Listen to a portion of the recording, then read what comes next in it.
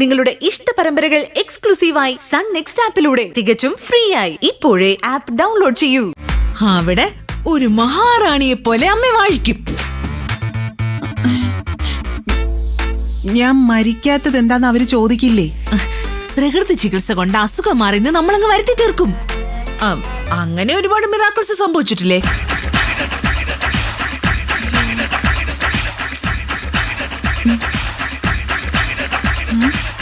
ഞാൻ സമ്മതിച്ചാൽ തന്നെ എനിക്ക് അസുഖം ഉണ്ടെന്ന് അവരെങ്ങനെ വിശ്വസിക്കും? നമുക്കൊരു ഫേക്ക് മെഡിക്കൽ റിപ്പോർട്ട് സംഘടിപ്പിക്കാം. അതിനൊക്കെ ആളെ ഞാൻ റെഡിയാക്കിയിട്ടുണ്ട്. അപ്പോ എന്നെ കിടത്താൻ തീരുമാനിച്ച നീ വന്നതല്ലേ?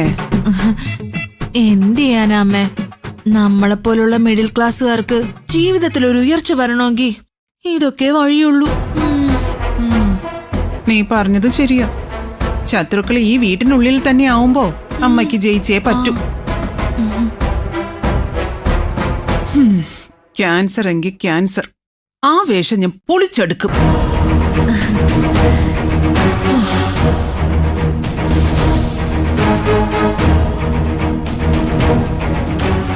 ശരി മാഡം, ഞാൻ വിളിച്ചോളാം. May come in?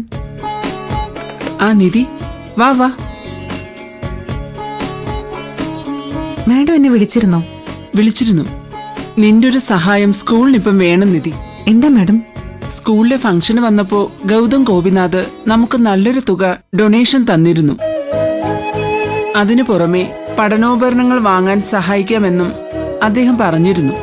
എനിക്കറിയാം മാഡം, ഒരു നല്ല കമ്പ്യൂട്ടർ ലാബ് സെറ്റ് ചെയ്യുന്ന കാര്യം നമ്മൾ സംസാരിച്ചതാണല്ലോ. അതെ, ആ കാര്യം സംസാരിക്കാനായി സ്കൂളിൽ നിന്നും മിസ്റ്റർ ഗൗതമിന്റെ ഓഫീസിൽ കോണ്ടാക്ട് ചെയ്തിരുന്നു. ഇന്ന് തന്നെ ചെല്ലാനാ അവര് പറഞ്ഞത്. സ്കൂളിന് വേണ്ടി നിധി പോയി അദ്ദേഹത്തെ കാണണം. നിധിക്ക് ഇത്തരം കാര്യങ്ങൾ സംസാരിക്കാൻ ഞങ്ങളെക്കാളും കഴിവുണ്ട്. അതാ നിധിയോട് തന്നെ ഇത് ആവശ്യപ്പെടുന്നത്. നിന്റെ അമ്മയുടെ തലയിൽ തൊട്ട് സത്യം ചെയ്തിട്ട് നീ എന്തിനാ കൂടെ കൂടെ ഗൗതമിനെ കാണുന്നേ? നിന്റെ സ്റ്റാറ്റസ് അനുസരിച്ച് നീ വല്ല കൂലിപ്പണിക്കാരനെയും കണ്ടുപിടിക്ക്, അതാ നല്ലത്. കൂലിപ്പണിക്കാർക്ക് എന്താടി ഒരു കുറവ്? അവരും മനുഷ്യരാ, അവരുടെ ഉള്ളിലും സ്നേഹമുണ്ട്. അവരും കുടുംബവും നോക്കി കുട്ടികളെയും പോറ്റി ജീവിക്കുന്നവര് തന്നെയാ. അല്ലെന്ന് ഞാൻ പറഞ്ഞോ? നീ അവരിൽ ആരെങ്കിലും കണ്ടുപിടിച്ച് അവന്റെ പിന്നാലെ ചുറ്റ്. ഗൗതമിനെ വിട്ടേക്ക്. ഗൗതമിനെ ഇനിയും കാണണമെന്ന് ദൈവത്തിന്റെ പുസ്തകത്തിലുണ്ടെങ്കിൽ കാണുക തന്നെ ചെയ്യും.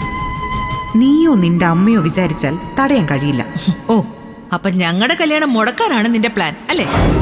ഞാൻ വീണ്ടും ഗൗതമിനെ കാണാൻ പോയെന്നറിഞ്ഞ ശിവാന് വെറുതെ പ്രശ്നം ഉണ്ടാക്കും. നിധി എന്താ ആലോചിക്കുന്നത്? അത് പിന്നെ വൈകുന്നേരം എനിക്ക് വേറെ ചില പ്രോഗ്രാംസ് ഉണ്ട് മാഡം. എന്നെ ഇതിൽ നിന്നൊന്ന് ഒഴിവാക്കി തരണം. പ്രോഗ്രാം വൈകുന്നേരമല്ലേ? അപ്പൊ കുഴപ്പമില്ല. നിധി ഗൗതമിന്റെ ഓഫീസിൽ പോകേണ്ടത് ഇപ്പൊ തന്നെയാ. 11 മണിക്കാ നമുക്ക് അപ്പോയിന്റ്മെന്റ് കിട്ടിയിരിക്കുന്നത്. ഉടനെ പുറപ്പെടണം. അയ്യോ മാഡം, എനിക്ക് ക്ലാസ് ഉണ്ട്. കുട്ടികൾക്ക് ടെസ്റ്റ് നടത്താനുള്ളതാ. അതൊന്നും സാരമില്ല. നിധിയുടെ ഇന്നത്തെ ഡ്യൂട്ടി ഗൗതം സാറിന്റെ ഓഫീസിലാണ്. ഫണ്ടിന്റെ കാര്യമായതുകൊണ്ട് നിധിയെ മാത്രമേ ഇക്കാര്യം എനിക്ക് വിശ്വസിച്ച് ഏൽപ്പിക്കാൻ പറ്റൂ. ഇത് നമ്മുടെ സ്കൂളിന്റെ നിലനിൽപ്പിന്റെ പ്രശ്നമാണ്. ആലോചിച്ച് നിൽക്കാൻ സമയമില്ല. വേഗം പുറപ്പെടണം. ശരി മാഡം, ഞാൻ പോവാം. ശരി, എങ്കിൽ ചെല്ല്.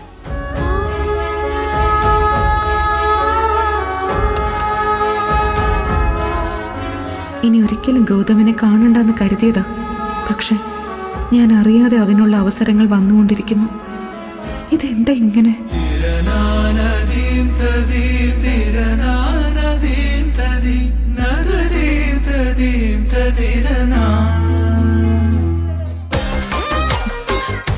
ഇഡിയറ്റ്, ഫൂൾ, ഇവനിതെവിടെ പോയി കിടക്കുക?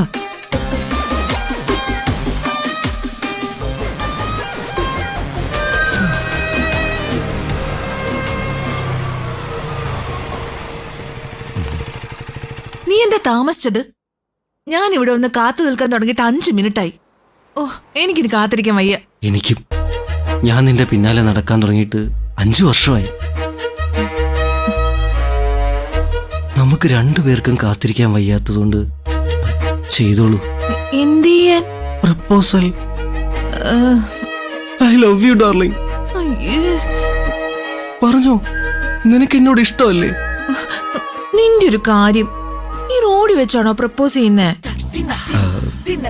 ബുർജ് ഖലീഫയുടെ ഏറ്റവും മുകളിലത്തെ നിലയിൽ വെച്ച് വളരെ റൊമാൻറ്റിക് ആയിട്ട് വേണം എനിക്ക് നിന്നോട് ഇഷ്ടം പറയാൻ. ഞാനേ അതിനുവേണ്ടി കാത്തിരിക്കുക. എടി, നിന്നെ ഫ്ലൈറ്റ് ടിക്കറ്റ് എടുത്ത് ദുബായ് കൊണ്ടുള്ള പാങ്ങൊന്നും എനിക്കില്ല. നമുക്ക് ഇവിടുത്തെ ഏതെങ്കിലും ഫ്ലാറ്റിന്റെ ടെറസിൽ പോയാ പോരെ? എടാ, ഒരു നാൾ നീ വലിയൊരു കാശുകാരനാവൂ അമൽ. അന്ന് നമുക്ക് ദുബായിൽ പോയി രാപ്പാർക്കാം. പിന്നെ കാലത്തെഴുന്നേറ്റ് ബുർജ് ഖലീഫയിലേക്ക് പോവാം. അതിന്റെ ഏറ്റവും മുകളിലത്തെ നിലയിൽ വെച്ച് ഞാൻ നിനക്കെന്റെ പ്രേമം തരാം. പ്രേമം തരും? ഇവളെന്നെ തേക്കാനുള്ള പരിപാടിയാണോ? നീ ഇന്ന് നല്ല സ്മാർട്ടായിട്ടുണ്ട്. ഡ്രസ്സിംഗ് ഒക്കെ നല്ല സ്റ്റൈലായിട്ടുണ്ട്. ഈശ്വരാ, എന്റെ തങ്കത്തിന് ആരും കണ്ണു വെക്കാതെ കാത്തോളണേ. അതൊക്കെ പോട്ടെ, എന്തിനാ അത്യാവശ്യമായിട്ട് കാണണമെന്ന് പറഞ്ഞത്? ശരി, പറയാം. എടാ, എനിക്കൊരു ഡ്യൂപ്ലിക്കേറ്റ് ക്യാൻസർ സർട്ടിഫിക്കറ്റും അതിന് പറ്റിയൊരു മെഡിക്കൽ റിപ്പോർട്ടും ഒന്ന് സംഘടിപ്പിച്ചു തരണം. ആർക്കാ ക്യാൻസർ? ആർക്കും ഇല്ലടാ. അതല്ലേ ഞാൻ ഡ്യൂപ്ലിക്കേറ്റ് വേണോന്ന് പറഞ്ഞത്. ഓ, എന്റെ അമ്മ രേണുക അശോകന്റെ പേരിലാ സർട്ടിഫിക്കറ്റും മെഡിക്കൽ റിപ്പോർട്ടും വേണ്ടത്. ഇത്ര ആരോഗ്യമുള്ള നിന്റെ അമ്മയ്ക്ക് എന്തിനാ അങ്ങനെ ഒരു സർട്ടിഫിക്കറ്റ്? വേണോ അമ്മലേ? എന്തിനാണെന്നൊക്കെ പിന്നെ പറയാം. എന്നാലും ബുർജ് ഖലീഫയുടെ ഉയരങ്ങളിൽ വെച്ച് നമ്മുടെ പ്രണയ സഫലാകാൻ ഈ സർട്ടിഫിക്കറ്റ് കൂടിയേ തീരൂ. ഇത് നടന്ന ബുർജ് ഖലീഫയിലോ വൈറ്റ് ഹൗസിലോ ലണ്ടൻ ബ്രിഡ്ജിലോ ഒക്കെ പോവാം. അവിടെയൊക്കെ നടന്ന് നമ്മള് പ്രേമിക്കുന്നത് നീ ഒന്ന് ആലോചിച്ച് നോക്കിയേ. സംഗതിയൊക്കെ കൊള്ളാം. എനിക്ക് പരിചയമുള്ള ഒരു ഡോക്ടറുണ്ട്, പക്ഷേ കുറച്ച് കാശിറക്കേണ്ടി വരും. ഇറക്ക്. നമ്മുടെ നല്ല ജീവിതത്തിന് വേണ്ടിയുള്ള ഇൻവെസ്റ്റ്മെന്റ് ആണെന്ന് കരുതിയാ മതി. ഈ ഒറ്റ ഇൻവെസ്റ്റ്മെന്റില് നമ്മുടെ പ്രണയം പൂവണിയും.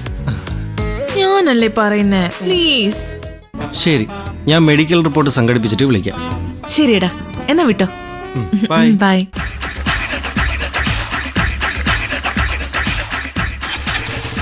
പോട്ടേടാ.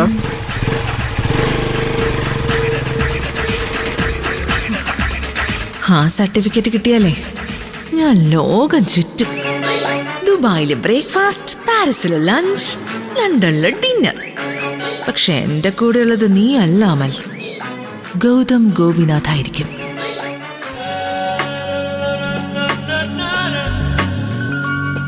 Excuse me. യെസ്. ഗൗതം സാറിനെ ഒന്ന് കാണണം. സ്കൂൾ ഡൊണേഷന്റെ കാര്യം സംസാരിക്കാൻ അപ്പോയിന്റ്മെന്റ് തന്നിരുന്നു. ഓ, 7 പബ്ലിക് സ്കൂളിൽ നിന്നല്ലേ? അതെ.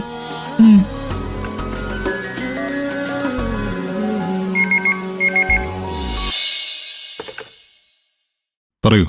സർ, 7 പബ്ലിക് സ്കൂളിൽ നിന്ന് ആളെത്തിയിട്ടുണ്ട്. ഓ, ശിവാനി ആയിരിക്കും. നേരിട്ട് കാണാതെ മറ്റാരെ കൊണ്ട് ഡീൽ ചെയ്യിച്ചാൽ ശരിയാവില്ല. വരാൻ പറയൂ. Okay sir.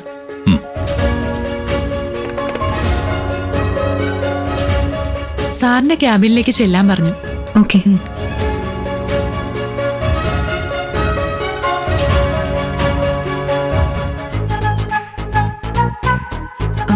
May I come in sir? Shivani വരൂ.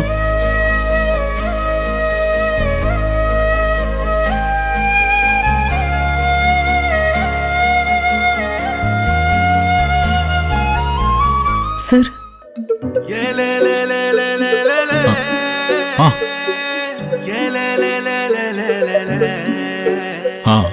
നിധിയായിരുന്നോ? സോറി, ഞാൻ തെറ്റിദ്ധരിച്ചു.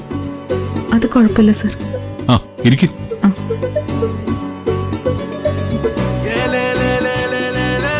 ശിവാനി ഇടയ്ക്ക് വരാറുണ്ടോ? ഏയ് ഇല്ല, വന്നിട്ടേ ഇല്ല. ശിവാനിയും അതേ സ്കൂളിൽ തന്നെ പഠിപ്പിക്കുന്നതുകൊണ്ട് സ്കൂളുകാരെ അവളെയാണ് അയച്ചതെന്ന് കരുതി.